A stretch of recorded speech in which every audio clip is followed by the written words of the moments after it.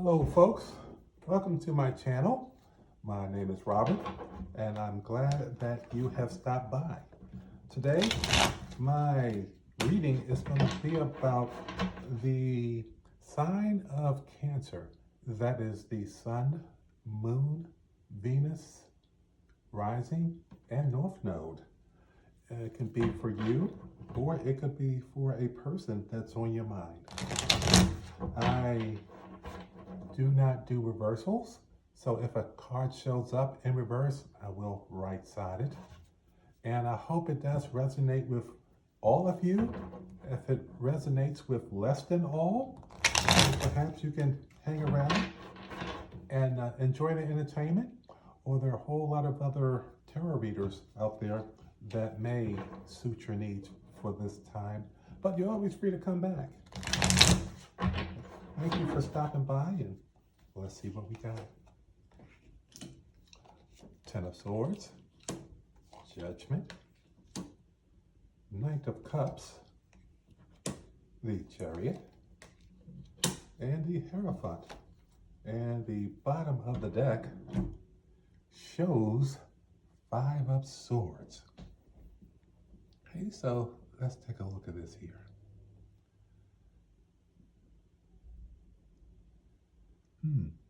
Okay, so it looks as though that you've been hurt in the past and you've had to give up some things in order to heal from this hurt. This card has 10 swords in a person's back, and metaphorically, it means that something had to come to an end. And when something comes to an end, that means that something is going to begin. So, and the only thing you can do is to pull those swords out of the back, metaphorically, and move forward. And that's the decision that you've had to make. This decision didn't happen overnight, though. You made a decision and then you had to work towards it. And what are you working towards? Something that has to do with a gesture of love, something that involves your emotions more than anything else. Usually, one is emotional about, it could be a project in your life, or it could be a person in your life. But whatever that is in your life that is emotional, you've had to overcome some challenges and obstacles there. And your method in choosing how to overcome those challenges and obstacles is to play it by the book. That means that you have a script that you may have been given on how to do things the right way. That's what the Hierophant stands for: organization, structure, sticking to the book. It has to do with no cheating or getting by or sliding by. No cheating, so to speak, metaphorically speaking. Like if you're in college and you're taking a test, you can't cheat to pass the test. You have to do it the right way by studying, and then after studying, take the test and wish the best outcome. So let's go ahead and start clarifying the 10 of Swords. Knight of Cups again, and the Sun. Okay, so the sun illuminates things. Whatever is going on, it makes it bigger. It puts it underneath a microscope. The Knight of Cups is another gesture of love. So, so it looks like that you are interested in, again, an emotional outcome of something that you're into. But in order for that to come to fruition, for the sun to shine on it, you'd have to leave something behind. It's hard to tell exactly what that is that you have to leave behind. But anything that we get into, if we're working on a project, if we're developing an AI system of some sort, it usually means that things that used to occupy your time in the past have to go away so that you can provide more time to work on your AI project. If it's a person of your interest, then if you're dating or have some good friends of the same energy, you're going to have to more than likely let some of them go or not spend as much time with them because you're spending more time with your new interests. Okay, so the Judgment. Okay, Six of Wands and the Ace of Cups. Okay, so the Judgment means that you have to work towards making good decisions on what you want in life. Six of Swords means that you're moving away from something, and then the Ace of Cups is a new beginning. Okay, so after you've had to leave some things behind and begin exposing or taking advantage of your interest that is emotionally based, here's another cup, something emotionally based, another cup. So this is starting to have me believe that this is a love interest of some sort. So, and again, here, in order to take advantage of this love interest, you had to decide on some things. You had to decide if you really want this, or is it time to do something else because you're not ready to give up some of the things that currently take your time to move forward to someone you'll have to spend more time with. Okay, and I don't know if you can hear this, but there is a motorcycle outside of my home that just started and is driving off. Usually, I can include that in part of the reading as well, because usually in 3D, the motorcycle is also a example or metaphor for the chariot, which is similar. And here's a chariot right here as well. So I'll get to that. But you had to make some decisions to go to this new opportunity. And it does mean that you had to walk away from something. You had to leave something behind. And because you do show that you are interested. Something had to end for this emotional future endeavor that has been illuminated, making the right decisions to go after this new thing and leave some things behind. And now we got to the point where it's based on strictly your interest in love. Let's see what happens. The Hierophant again. My God. And the Page of Wands. Wow. Wow. Wow. Anytime, a card comes out more than once, it's just a double confirmation. Okay. So this is a love interest, and you got some really, really strong desires and even some ideas on how to make this work. But also, in order to make this work, you want to do it the right way. You do not want to try and mislead, manipulate, dishonest, all of those things that could diminish the quality of the connection. You are considered those to be out of the question. You want to be as sincere and emotionally charged in a good way as possible. And you also would like to bring to the table of this interest some light-hearted desires, passions, and what I'm hearing is some good humor. You want to be humorous. You want to do something to make this person feel as though you're just you're a wizard of some type. You're one that enjoys being passionate with everything you do, and it looks as though that this is a good progression here.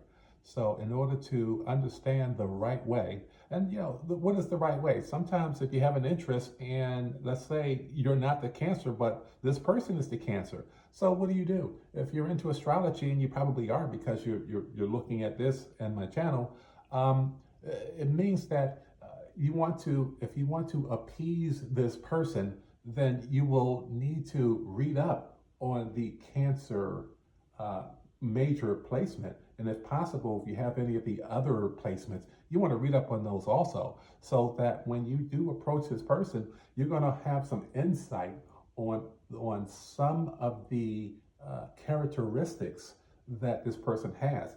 And even if and some of these things she or he may not even know she has, because they may not have read as much about their sign as you read.